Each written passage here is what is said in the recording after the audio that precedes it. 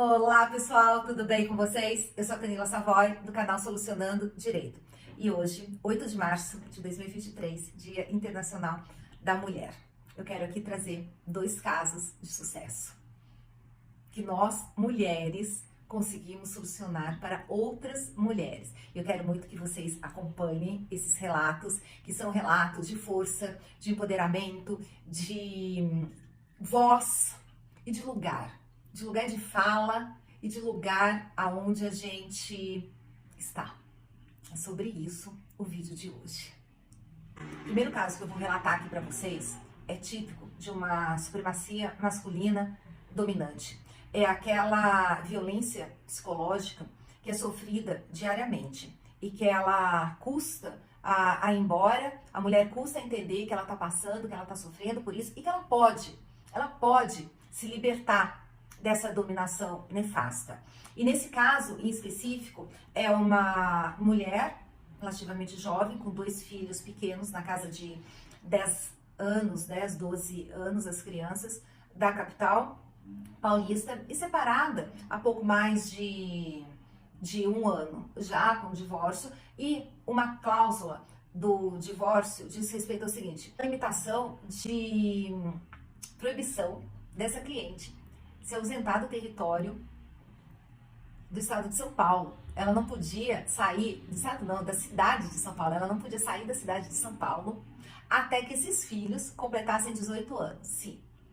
Sim, ela assinou, ela precisou assinar, segundo ela, porque senão as outras cláusulas não seriam, cláusulas de partilha de bens, elas não seriam aceitas, então eu não participei disso, então eu não consigo auferir a motivação e como se desenrolou isso. É uma violação assim, absurda, é como se a mulher continuasse não podendo transitar, ter o seu livre acesso, ter livre o seu ir e vir. E é limitada a quê? Limitada à vontade dele. Ah, porque ela quis se separar, porque então ela vai sofrer essa penalidade, porque o pai também tem direito? Tem direito. Só que não é às custas de uma violação da liberdade dela conseguir trabalhar em outro lugar, dessas crianças poderem sair também, porque as crianças também têm o direito. Ninguém pensa, né, nas crianças. Alguém perguntou para essas crianças se elas querem ficar presas na capital paulista até cada uma delas ter 18 anos? Não, ninguém pensa. São menores. Então, o promotor concordou, o juiz concordou, os advogados aceitaram e as partes, assim, fizeram. Óbvio que isso não ia dar certo durante muito tempo. Óbvio, um advogado que trabalha com direito de família ia saber disso, ia ser coerente e ia tentar fazer de um outro jeito sim, porque essa limitação, ela é uma violação inadmissível, inadmissível. Daí, ok, esse processo veio para o escritório, ela confiou no nosso trabalho e a gente foi lutando, várias lutas, porque sim, eu tive muitas negativas do juiz, do desembargador, através de audiência virtual também eu tive as negativas, porque se ela assinou o acordo, ela tem que cumprir esse acordo, ela tem que cumprir. Então assim, ninguém se deparou com essas crianças, com a vontade delas, que elas já tinham escola em outra capital, que ela já tinha uma casa alugada, que familiares dessas crianças também iriam junto acompanhar. E as negativas também foram vindo, eu não me conformava com isso, o pessoal do escritório não se conformava com isso, porque a gente não pode se conformar. A gente não pode entender e não pode validar essas limitações. A gente não pode, a gente tem que ir além, a gente precisa ir além disso, a gente tem que acreditar na nossa verdade, na nossa liberdade, no nosso senso de justiça. É isso.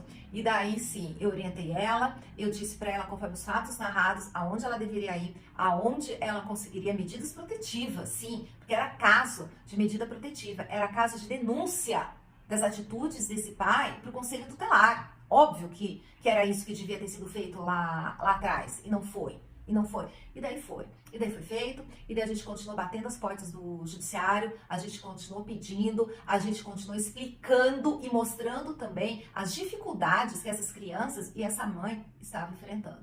E aí veio a decisão favorável. Veio a decisão, como deveria ter vindo, aliás, como nunca deveria ter sido assinado lá atrás uma violação dessa. As mulheres não podem abaixar a cabeça desse jeito, não podem. Simples assim, ponto, não podem.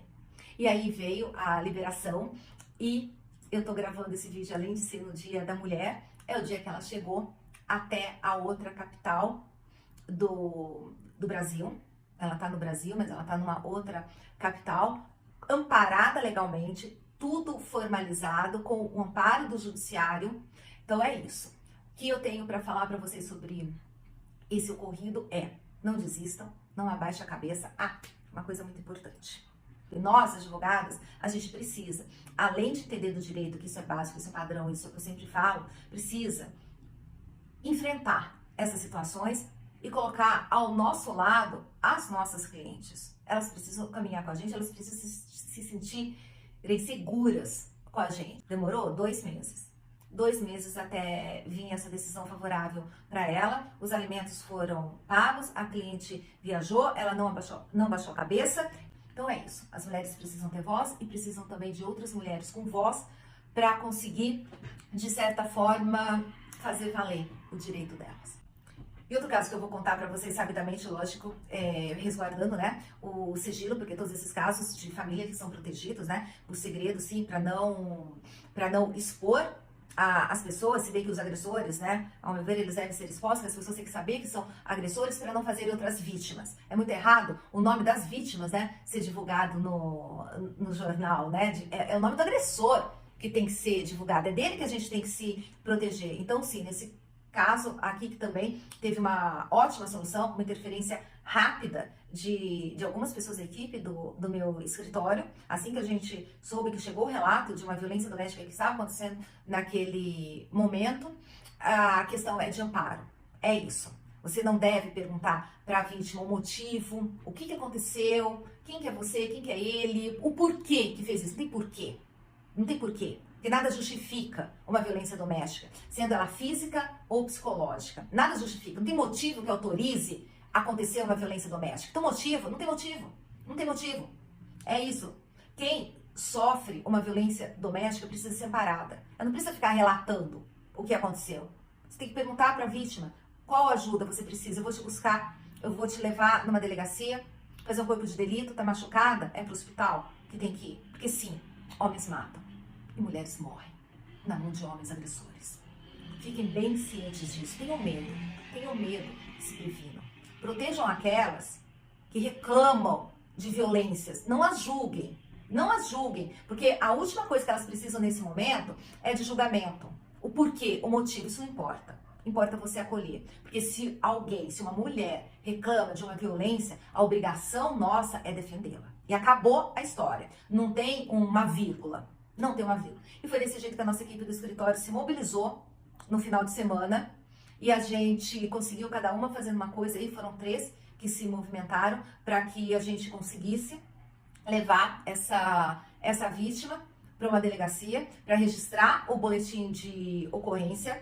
Quase que imediatamente já saiu a protetiva e ela está com a protetiva. Ele está impedido de voltar para casa, ele está impedido de conversar com ela por qualquer meio e tem que se afastar, inclusive no trabalho dela. Ela tem um alto cargo, ela é funcionária pública federal e ele está impedido também de frequentar o local de trabalho dela. Então, assim, E eu vou contar algo para vocês que é assim, impressionante, é muito triste. A deslegitimação do ocorrido é muito comum, tanto por parte do agressor e, pasmem, tanto por parte dos familiares da vítima. Sim, familiares da vítima, muitas vezes eles também não acreditam na própria vítima e deslegitimam a fala dela e tentam ir para o outro lado. Então, fica aí a dica para vocês. Tem denúncia de violência doméstica, a obrigação sua é amparar essa vítima. A polícia, o judiciário, vai fazer a parte deles.